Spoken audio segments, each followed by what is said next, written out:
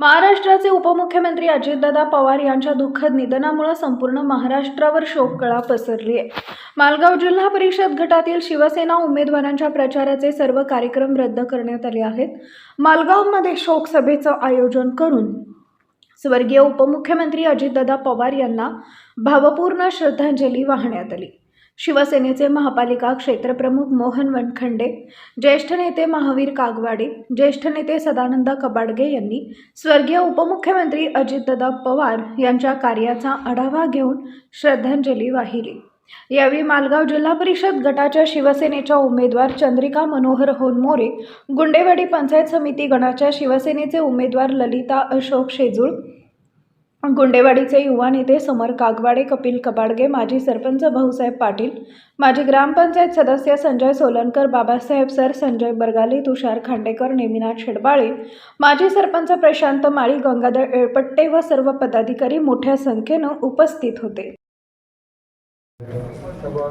आणि आपल्या मालगावचं ही त्या मालगाववरील आराध्य देत असणाऱ्या शंभू महादेवाच्या मंदिरामध्ये आपण शिवसेना पक्षाचे मालगाव गटातील जिल्हा परिषदेच्या उमेदवार चंद्रिकाताई होनमोरे आणि गुंडेवाडी गणातील पंचायत समितीच्या उमेदवार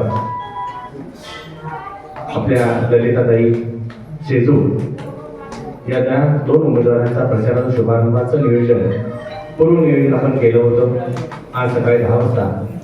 परंतु सकाळच्या वेळेला आपली खूप मोठी आकस्मिक दुर्घटना पूर्ण महाराष्ट्रावरती दुःखाचा डोंगर कोसळणारे महाराष्ट्राचे उपमुख्यमंत्री नामदार अजितदादा पवार यांचं विमान अपघातामध्ये अगदी दुर्दैवी असा मृत्यू झाला। आणि या उद्घाटनाचा स्वरूप आपण शोक सभेमध्ये करतोय।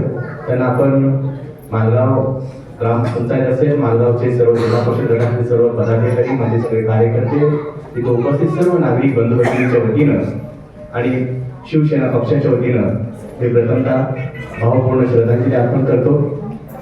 आणि आपण आज ज्या कारणासाठी जमलो त्यासाठी फक्त 2 मिनिट आपल्याशी चर्चा करून हा विषय आपण ही सभा संपवणार आहोत। एवढं सांगणार आहे, आज एक नेता या महाराष्ट्रात गमावलेला आहे। त्या नेत्याचं विजन आपल्या सगळ्यांना माहिती आहे। पक्ष कोणताही असला तर स्पष्ट बोलणारा, काम होतंय तर होतंय, नाही तर नाही, मी केलं तर मीच केलंय, दुसऱ्याचं केलं काम मी केलं म्हणून न सांगणार।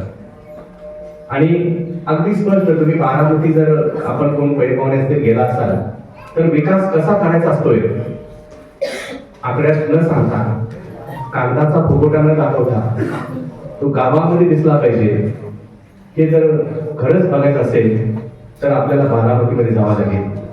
त्या अजितदादांनी बारामती आज आपण गेल्यानंतर प्रत्येक गोष्ट अशी पाहायला मिळते की आपण महाराष्ट्रात आहोत की कुठे परदेशात आहोत। असे रस्ते, लाईट, दिवाबत्तीची सोय, ड्रेनेजची व्यवस्था, बाग बगीचा आणि मुलांसाठी बरंच काही खेळण्याचं साहित्य, या शैक्षणिक, सांस्कृतिक आणि तिथे असणाऱ्या आध्यात्मिक पद्धतीने जो विकास केला असा एक कणखर नेता अजितदादाच्या रूपाने आज महाराष्ट्रात गमावलेला आहे। ही मोठी हानी आहे, ते आपण कधीच आपल्यातून भरून निघणार नाही।